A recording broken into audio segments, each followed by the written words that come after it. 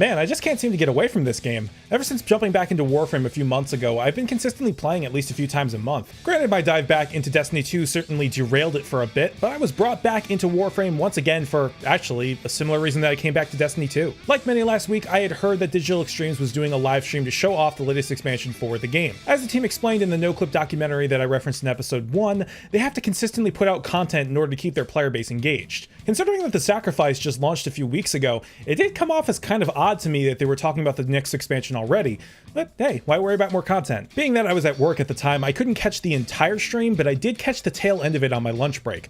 While I'd missed Fortuna's reveal, I tuned in at the exact right time for me personally. I saw 2 Warframes jumping into a spaceship to go fight the Corpus in space! So yeah, Warframe beat Destiny to space battles. That is pretty darn awesome. Granted, it doesn't involve the ship that you travel with at all, but it does give an additional use for the Arcwing as it can be used to board the enemy cruiser. Seeing this gameplay in action made me so excited to play Warframe again, and after it was revealed that it was coming out possibly this year, I realized it was time to return and sink some more time into this game. So I jumped back in and checked where I was and remembered instantly why I was taking a small break in the first place. For non-Warframe players out there, let me explain how progress from planet to planet works. All of the planets are linked by junctions. Each planet has a set of missions and you can either play all of them or just make a straight beeline for the junction to the next planet. Depending on the planet, you may have to complete certain objectives before being allowed to travel to the junction, however, so make sure you read the requirements before trying to head straight there. In order to pass through the junction, you have to defeat a Spector, which is a gatekeeper of sorts, who takes the form of a Warframe. The first couple junctions are a cakewalk, honestly. It almost lulled me into a sense of security with them. I was starting to just see them as a small speed bump on my way to the next planet.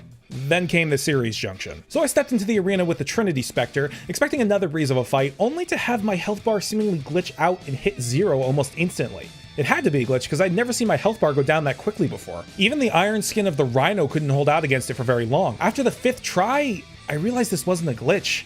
This was really going to be a tough and grindy fight. As it stood, my Warframe was barely doing damage, and it took forever just to get Trinity to half health, so I decided to turn around and see if I could upgrade Rhino any further. Seeing my mod capacity full for both Rhino and my Strum shotgun, it didn't make sense to me that I was so weak this early in the game. There had to be a way to get stronger. My first place to go was my workbench, and luckily the answer had been staring me in the face for a while. You see, I had been passing these blueprints called the Orokin Catalyst and the Orokin Reactor, just kind of assuming they were meant for later in the game. When I finally stopped to read what these things were, I realized how I could get stronger. See, the Orokin Catalyst and Orokin Reactor are used to double the mod capacity of any weapon or Warframe respectively. While I had to wait another 12 hours for both of these things to build, I felt fortunate that I at least didn't have to grind the materials first. So the Catalyst and Reactor finished up and I added them to my Strum and Rhino, and then encountered another hurdle. See, to power up the modification cards that you have attached to your equipment, you have to use this resource called Endo, and I thought I had plenty of it. Man, was I wrong about that. By the time I had used up the Endo that I had on hand, I still had about 10 mod points left on both pieces of equipment, meaning I wasn't as strong as I could be. Regardless, I had felt I had leveled my gear up enough to warrant another shot at the Ceres Spector, and it still kicked my ass. After all that upgrading, I was doing more damage, but still taking forever to get the health bar down. However, I was able to figure out a strategy that would work if I executed it well. See, Trinity has this ability called Link, where they redirect any damage taken back at you. Putting this ability on top of the Spectre's significant strength, and you have the reason my health bar was disintegrating upon contact. The solution was simple. I decided to not make contact when Trinity used that ability and just walk around in circles. Then I would rush in and inflict as much damage as I could with the shotgun, hammer, and Rhino Stomp, all while making sure to keep my Iron Skin active to protect me from basically getting deleted on contact. This took a few more tries, but eventually I did defeat Trinity and unlocked Jupiter. It was at this point that I started looking into a different kind of upgrade for Rhino. Up until this point in time, I had not spent a cent on Warframe.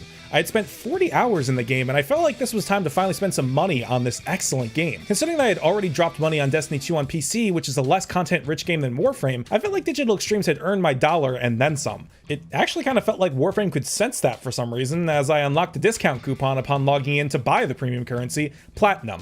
Like I explained in episode 2, you can use this currency to buy pretty much anything from Warframes to color palettes, though you shouldn't buy Warframes. For my purchase, I bought the Storm color palette and some new armor for Rhino. Now, Rhino looked pretty cool to begin with, but once I applied all of these changes, this looks badass! I absolutely love the look of my Rhino now. I think what really does it for me is the shoulder pieces. I'm a sucker for good shoulder armor. I know that sounds weird, but the shoulders are the first things that you notice about a warrior's getup if they're not great. You can make the same argument for the helmet, which I changed as well and love the look of. Overall, this is a 100% improvement over the already awesome looking original Rhino.